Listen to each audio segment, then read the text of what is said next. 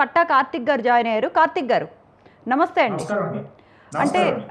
కార్తిక్ గారు, అంటే వచ్చిన లాభాలకు వీళ్ళు చెల్లించిన ఐటీ అంటే ట్యాక్సులకి ఎక్కడా పొంతన కుదరట్లేదు అనేసి ఐటీ అధికారులు చెప్తూ ఉన్నారు. అంటే అవును. ఇప్పుడు వీళ్ళు ఏం చేస్తున్నారంటే నిజంగా లాసుల్లో వచ్చిన సినిమాని ఓవర్ రిపోర్ట్ చేస్తున్నారు. నిజంగా లాభాలు వచ్చింది అండర్ రిపోర్ట్ చేస్తున్నారు. అంటే వాళ్ళు ఫేక్ ప్రచారం కానీ వాళ్ళ అంటే కొంచెం స్వార్థంగా కూడా బిహేవ్ చేయటం మూలంగానే ఇలా జరుగుతోంది అన్న విమర్శలు మనం ఎక్కువ వింటూ ఉన్నాం. దీనిపై మీ విశ్లేషణ ఏంటండి? నిజానికి సినిమా ఇండస్ట్రీ అంటే మన తెలుగు సినిమా అనేది పాన్ ఇండియా స్థాయికి పోయింది. హై బడ్జెట్ సినిమాలు పెరిగిపోయాయి. ఈ హై బడ్జెట్ సినిమాలు పెరిగిపోయిన తర్వాత వచ్చిన కొత్తదనం ఏంటి అంటే బ్లాక్ మార్కెటింగ్ కూడా అంతే పెరిగిపోయింది అని అంటారు.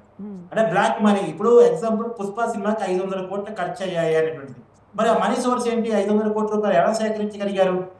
ఇప్పుడు అంటే పైకి మనకి 500 కోట్లు అని ప్రచారంలో పెడతారు, కానీ వాస్తవం ఏంటి? వచ్చే ఆ డబ్బు ఎక్కడి నుంచి వచ్చింది? తర్వాత ఇప్పుడు గేమ్ చేంజర్ సినిమాకి 450 కోట్ల రూపాయలు ఖర్చు అయింది అనేటువంటిది వాళ్ళు చెప్పుకున్న మాట. 450 కోట్లు ఎలా వచ్చాయి?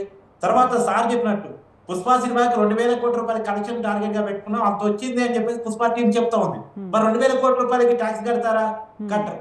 అంటే వాళ్ళు మన ఐటీ వాళ్ళకి ఏం చెప్తారు అంటే, మేము సినిమా ప్రమోషన్ కోసం చెప్పాను తప్ప నిజం కాదు, సినిమాని జనంలో పంపించడం కోసం, జనం బాగా చూస్తున్నారు మా సినిమాని చెప్పడం కోసం చేసుకున్న ప్రచారం అనేది వాళ్ళు చెప్తారు. కానీ వాళ్ళు చెప్పినా చెప్పకపోయినా వాస్తవాలు లెక్కల మీద ఉండాలి. సినిమా ఇండస్ట్రీ బ్లాక్ మనీని బాగా, ఇప్పుడు వాస్తవంగా మోడీ గారు అధికారంలోకి వచ్చిన తర్వాత బ్లాక్ మనీ మీద బాగా దృష్టి పెట్టారు. గతంలో పెద్ద నోటు రద్దు ఒక నిర్ణయాన్ని కూడా తీసుకున్నారు. అదంతా బ్లాక్ మనీని కట్టడి చేయడం కోసం. కానీ సినిమా ఇండస్ట్రీ చుట్టూ బ్లాక్ మనీ నడుస్తుంది అనేటువంటిది ఒక పెద్ద అనుమానం. ఇప్పుడు ఈ 450 కోట్లు 500 కోట్లు సినిమా ప్రొడక్షన్ కానీ ఖర్చు అయినా, లేదు కలెక్షన్ ద్వారా వచ్చిన డబ్బు అయినా, ఇప్పుడు కలెక్షన్స్ వచ్చేటప్పుడు మళ్ళీ బ్లాక్ చేస్తారు. ఈ బ్లాక్ చేసి మళ్ళీ నెక్స్ట్ సినిమాలో పెట్టుబడిగా మారుస్తారు. ఇప్పుడు అల్లు అర్జున్ 300 కోట్ల రూపాయలు రెమ్యునరేషన్ ఇచ్చారు అనేటువంటిది బయట జరిగిన ప్రచారం. వాస్తవం అంటే మనకు తెలియదు. కానీ 300 కోట్ల రూపాయలు ఆదాయంగా చూపిస్తారని చూపించారు. మళ్ళీ 300 కోట్ల రూపాయలు ఐటీ అల్లు అర్జున్ కడతారంటే కట్టకపోవచ్చు. ఇప్పుడు మరి ఈ పరిస్థితుల్లో ఐటీ రైట్స్ చేస్తుంది కదా. రెండోది ఏంటంటే మన సినిమా సెలబ్రిటీల మీద చేశారు కాబట్టి మనం పెద్దగా మాట్లాడుకుంటున్నాం, కానీ ఐటీకి ఇది కామన్ విషయం. సహజంగా ఏప్రిల్ ఎకనామిక్ ఇయర్ వస్తుందంటే ఐటీ రైట్స్ పెరిగిపోతూ ఉంటాయి. ఇప్పుడు ఫార్మా కంపెనీల మీద, సాఫ్ట్వేర్ కంపెనీల మీద రెగ్యులర్ గా వీళ్ళు రైట్స్ చేస్తూ ఉంటారు. ఎందుకంటే పైకి చూపించే లెక్కలు వేరు, వాస్తవాలు వేరుగా ఉంటాయి అనేటువంటి కారణం చేత ఈ మధ్య కాలంలో సినిమా ఇండస్ట్రీ లెక్కలు పెంచింది. అంటే ప్రొడక్షన్ కాస్ట్ పెంచింది, రెమ్యునరేషన్స్ పెంచింది, లాభాలు విపరీతంగా వస్తున్నాయని ప్రచారాన్ని పెంచింది. కలెక్షన్స్ ఒక సినిమా 1500 కోట్లు అంటారు, ఇంకో సినిమా 2000 కోట్లు అంటారు. అంటే వరల్డ్ వైడ్ మార్కెట్ క్రియేట్ చేసుకోవడం కోసం, మా సినిమా పాన్ ఇండియా సినిమా చెప్పుకోవడం కోసం, హీరో రేంజ్ ని పెంచడం కోసం చేస్తున్న ప్రయత్నాలు, ప్రచారాలు ఇప్పుడు సినిమా ఇండస్ట్రీకి శాపంగా మారాయి అనేటువంటిది. గతంలో ఎప్పుడు లేని విధంగా ఇవాళ ఐటీ రైట్స్, వాస్తవంగా ఐటీ రైట్స్ అంటే సార్కి ఇంకా బాగా తెలిసి ఉండాలి. పొద్దున పూట రైట్స్ స్టార్ట్ అయితే ఈవినింగ్ కి క్లోజ్ అవుతాయి. ఈవినింగ్ కి క్లోజ్ అయిపోయి నిజానికి ఐటీ చేసేది ఏంటి? అరెస్ట్ ఏం చేయదు, జైల్లో ఏం పెట్టదు. ఒకవేళ ట్యాక్స్ కట్టిన అమౌంట్ పట్టుకుంటే దానికి ఫైన్ కట్టుకుని వెళ్ళిపోతుంది. కానీ ఇప్పుడు కొత్తగా లెక్కలు పెద్ద ఎత్తున తేలుతాం. ఇప్పుడు మన ఏదో అంటున్నారు, ఏదో బ్యాంకులో రాకలో చెప్తే బంగాళ బిస్కెట్లు అంటున్నారు. ఆ బంగాళ బిస్కెట్ల వ్యవహారం ఏంటంటే తేడా ఇప్పుడు మరి అంటే కౌంటింగ్ మిషన్స్ తో డబ్బులు లెక్కలకు పెడుతూ ఉన్నారు అని వింటూ ఉన్నామండి. అంటే 4-5 కౌంటింగ్ మెషిన్స్ పెట్టుకొని ఇంకా వస్తూనే ఉన్నాయంట డబ్బులు కట్టలుగా. మరి అంత మనీ ఇంట్లో ఎందుకు పెట్టుకుని ఉంటారండి? యాక్చువల్గా మన ఆర్బీఐ రూల్స్ ప్రకారం 2 లక్షల కంటే నెట్ క్యాష్ క్యారీ చేయడానికి లేదండి. విత్డ్రాలకు కూడా చాలా ఇబ్బందులు ఉంటాయి. ఎక్కువ అమౌంట్ విత్డ్రా చేయాలంటే రీజన్ కూడా చెప్పాలి. అలాంటిది ఇంత పెద్ద అమౌంట్ మీరు అన్నట్టు నోట్ల కట్టలు మిషన్లో పెట్టి లెక్క వేసినా సరే ఇంకా లెక్క వేయాల్సింది చాలా ఉంది అనంత డబ్బు ఫిజికల్ డబ్బు. అది కూడా ఫిజికల్ డబ్బు ఎందుకు తేలుతుంది? నిజానికి సినిమా అమ్మేసిన తర్వాత ఇప్పుడు ఆన్లైన్ బుకింగ్సేగా అభిమానంతో చేస్తున్న ఆన్లైన్ బుకింగ్సే కదా.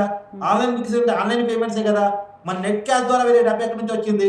ఇప్పుడు అభిమానులు టికెట్ కొన్న డబ్బే నిర్మాతల దగ్గరే చేరాలి, ట్రూ డిస్ట్రిబ్యూటర్స్. కానీ వీళ్ళకి మరి ఫిజికల్ మనీ ఎక్కడి నుంచి చేరుతుంది? ఇప్పుడు ఈ పాయింట్ కాడ లెక్క చేర్చాల్సిన అవసరం ఉంది.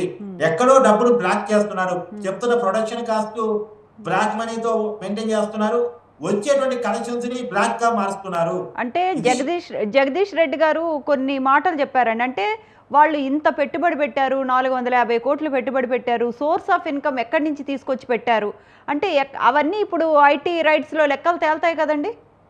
ఖచ్చితంగా తేలుతాయండి. ఇప్పుడు 450 కోట్లు గేమ్ చేంజర్ కానీ 500 కోట్లు పుష్పక్ కానీ సోర్స్ ఆఫ్ మనీ ఎక్కడ తీసుకొచ్చి పెట్టారు అనేటువంటిది ఖచ్చితంగా చెప్పాల్సిన పరిస్థితి ఉంటది. పైకి ఇంకోటి చెప్తున్నారు. మళ్ళీ ఇంకోటి ఇప్పుడు ఐటీకి ఏం చెప్తారంటే 450 కోట్లు అభిమానం చెప్పామని మాకు అంతగానిదండి. నిజానికి మీరు చూడండి ఆ 2 సినిమాలు చూడండి.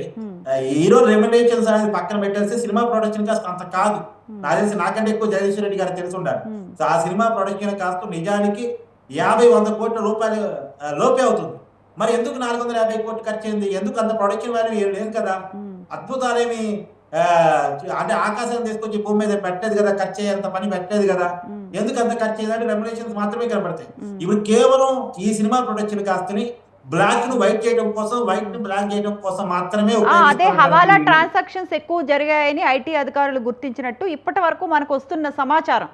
అంటే అది ఇంతవరకు ఎంతవరకు నిజం ఉంది అబద్ధం ఉంది అని తెలియదు, మనకు వచ్చిన సమాచారం. మనకి ఇంకా సమాచారం కూడా అందుతుంది. ఇప్పటికి ఇక్కడ మనీ లాండరింగ్ కూడా జరిగింది అనేటువంటి సమాచారం ఇప్పటి వరకు అయితే తెలుస్తుంది. ఒకవేళ మనీ లాండరింగ్ ఇష్యూస్ వస్తే అది ప్రమాదకరం. మనీ లాండరింగ్ జరిగిందంటే మాత్రం ఐటీ నుంచి ఈడీకి పోయింది కేసు.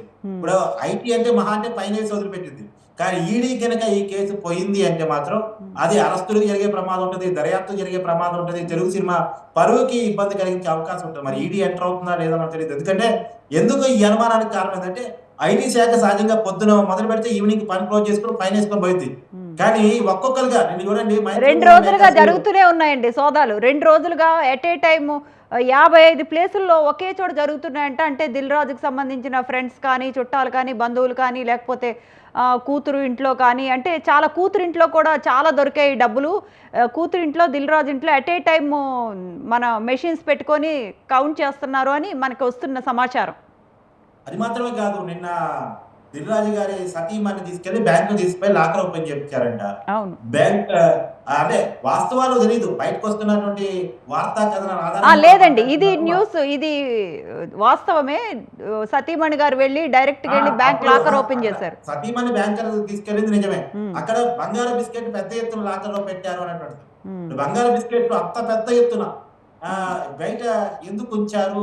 అన్ని బంగారు బిస్కెట్ మన లెక్కలో చూపించి బంగారం కొనాలంటే ఖచ్చితంగా మీరు ఒక నెక్లెస్ గొలుసు కొనాలంటే ఆధార్ కార్డు ఇచ్చి దాన్ని ఆన్లైన్ రిసీవ్ చేసుకుని కొనాలి. ప్రతి ఎక్కడ చూడండి ₹1,00,000 ట్రాన్సాక్షన్ పైగా బంగారం కొనాలంటే ఖచ్చితంగా ఆధార్ కార్డు ఇవ్వటం దాని మ్యాండేటరీగా మార్చారు. మరి అలాంటి అంత పెద్ద ఎత్తున బంగారం బిస్కెట్లు ఎలా కొన్నారు అనేటువంటిది రాబోయే కాలంలో తేలాల్సినటువంటి అవసరం ఉంది.